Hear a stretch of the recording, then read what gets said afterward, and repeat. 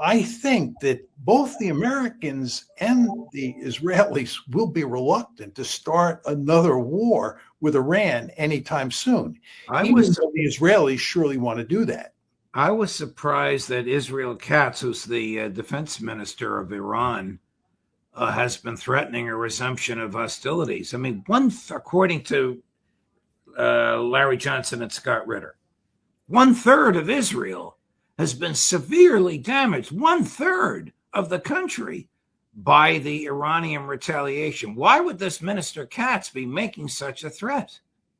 Well, the truth is that the Israeli leaders are not what one would call strategic geniuses, and they've gotten themselves into a whole heck of a lot of trouble. And Israel Katz is not the smartest guy in that leadership group. And I think that when he's talking about going back after Iran, he's making arguments that do not make good strategic sense. You want to remember there are a lot of people in Iran today who believe that Iran should not have agreed to the ceasefire.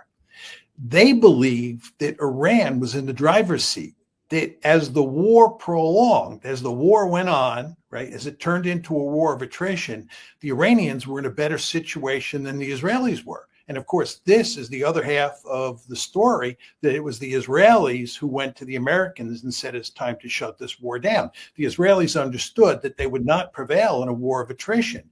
The Iranians had too many missiles. Those missiles were getting through.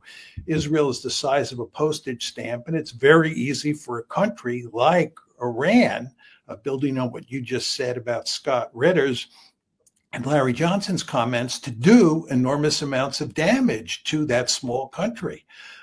So I don't understand why people are talking about starting the war back up again in Israel.